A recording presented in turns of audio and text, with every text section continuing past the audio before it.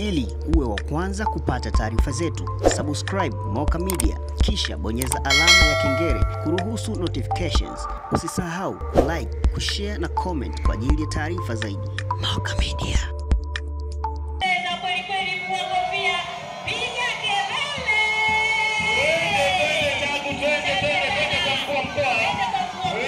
Kuhamasisha wafanyakazi kushiriki uchaguzi mkuu wa mwaka huu. Hali kadhalika ina lengo la kuhamasisha na kuwakumbusha viongozi walioko madarakani kwamba bado tabaka la wafanyakazi wakiwemo wa mkoa wa Morogoro tunaona iko haja ya kufanyia kazi mambo kadha wa kadha kwa ajili ya ustawi wa wafanyakazi kama ifuatavyo. Mheshimiwa mgeni rasmi, moja, kupandisha mshahara kwa wafanyakazi. Bado kilio cha wafanyakazi ni mshahara na maslahi duni tunayopata ikilinganishwa na gharama za maisha zilizopanda.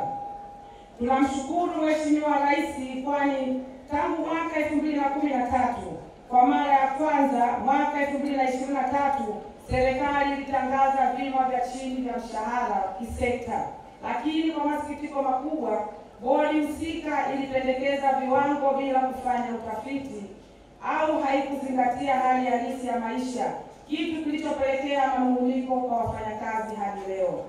Mfano, sekta binafsi, nyongeza ya mshahara wa kima cha chini, sekta ya kilimo ilipandishwa kufikia shilingi 140,000.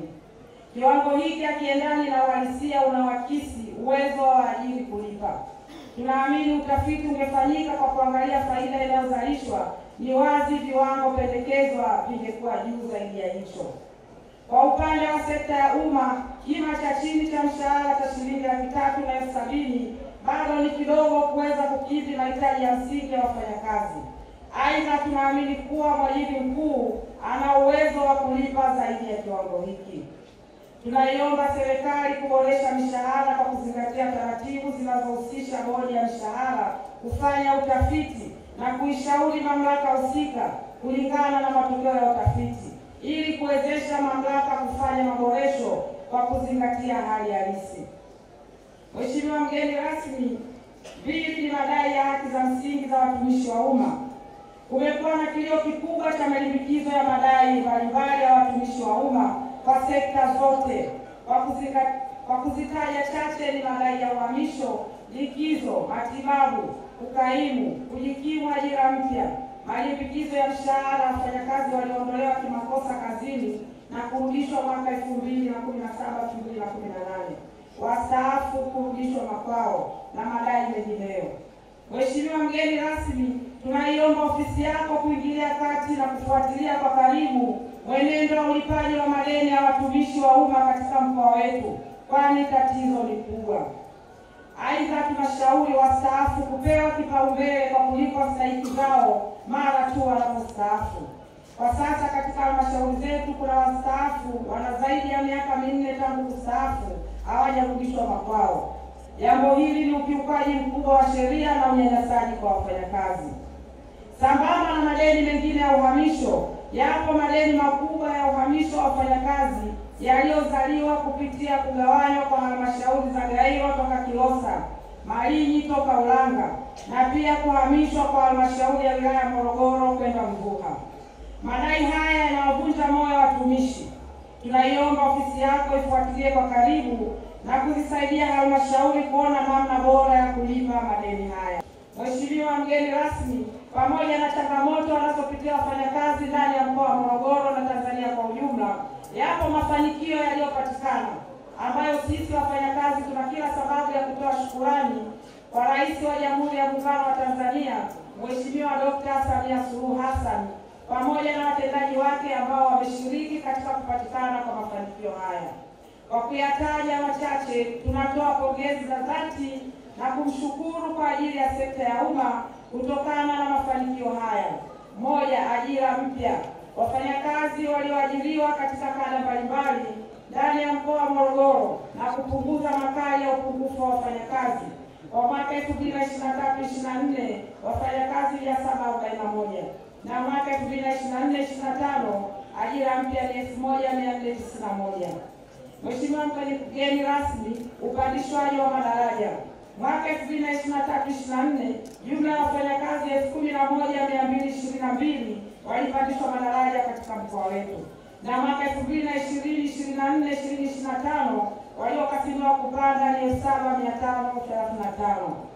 Mheshimiwa mgeni rasmi, ubadilishwaji wa kada mwaka 2023/2024 waliobadilishwa kada ni 1,105, na kwa mwaka 2024/25 waliokasimiwa ni wafanyakazi 791. Mheshimiwa mgeni rasmi, Sare Elias, mwaka 2023/24 walilipwa wafanyakazi 1,304 jumla ya shilingi milioni 1,995,101,625, na mwaka 2024/25 wamelipwa wafanyakazi 976 kiasi cha shilingi milioni 1,184,316,218. Zina mchango mkubwa sana kwa maslahi na maendeleo ya kisiasa na kijamii na kiuchumi ya nchi hii. Na hiyo nadharia imeshakubalika hata kwenye maelezo ya kiuchumi na kadhalika. Naomba niseme kwamba mimi binafsi kwa mambo mbalimbali na utafiti ninaofanya, najua kwamba vyama vya wafanyakazi nyinyi mna mchango mkubwa sana katika maendeleo ya kiuchumi, kijamii na kisiasa ya Jamhuri ya Muungano wa Tanzania. Naomba niwapongeze sana.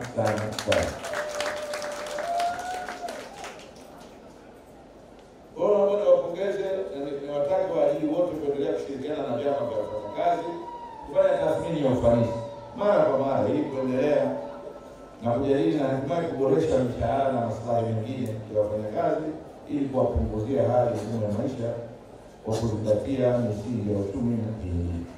Hata hivyo, mapendekezo yenu ya kuzingatia utafiti katika kupanga viwango vya chini vya mishahara na kuboresha nimeyapokea, na kwa ushauri muhimu wakati wa kufanya maamuzi ya masuala ya mishahara ya wafanyakazi ambayo nitawasilisha kama changamoto nilizopokea kwa wafanyakazi wa mikoa.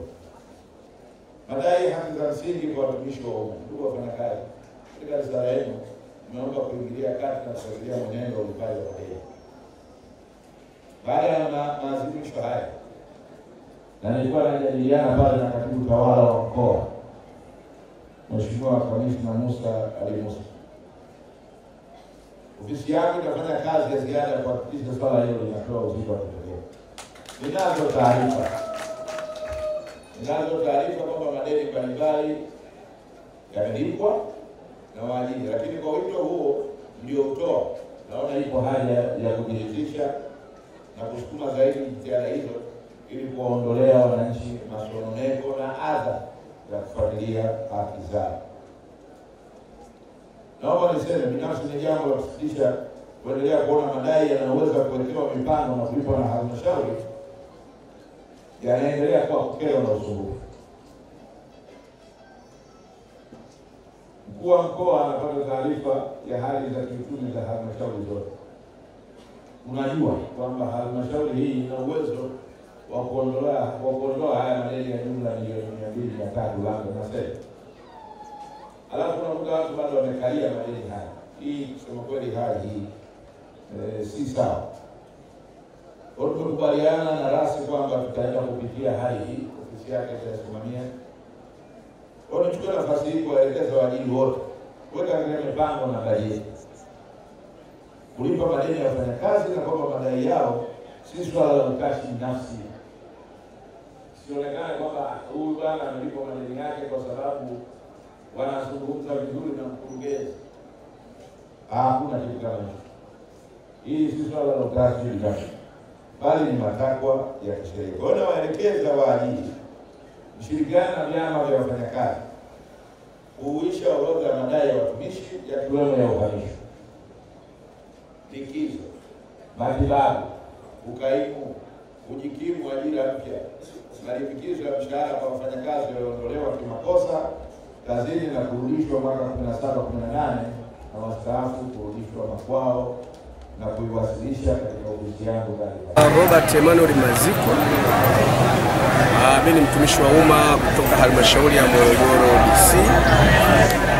Kimsingi leo ni siku maalum kwa ajili ya watumishi wote ambayo inatukumbusha pia majukumu yetu na serikali pia inatambua uwepo wetu katika kuendeleza taifa hili.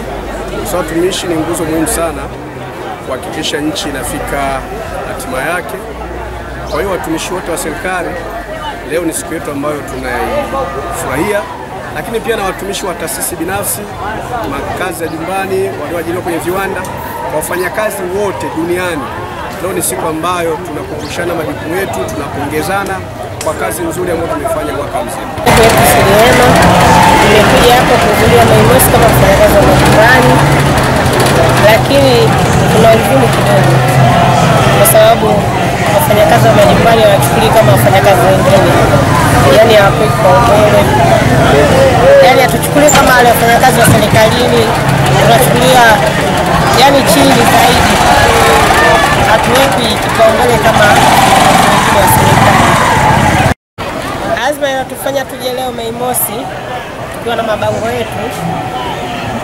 Tuna bango la kuomba mkataba wa 189 ukubaliwe na serikali ili wafanyakazi wa majumbani kwa hizo kazi za star nasi tupate mkataba kama walivyokuwa wafanyakazi wengine, na pia tusaminiwe, tuheshimiwe, maana kunakuwa na matukio mengi ya wafanyakazi wa majumbani wakiuliwa, wakichinjwa bila kujulikana au kutupwa kwa sababu wanadhauliwa, wanaonekana tu kama wasiojiweza, hawana msaada.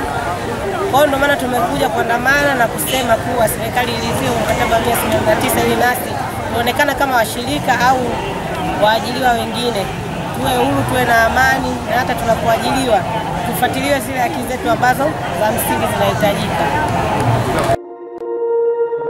Ili uwe wa kwanza kupata taarifa zetu, subscribe Moka Media kisha bonyeza alama ya kengele kuruhusu notifications. Usisahau like, kushare na comment kwa ajili ya taarifa zaidi. Moka Media.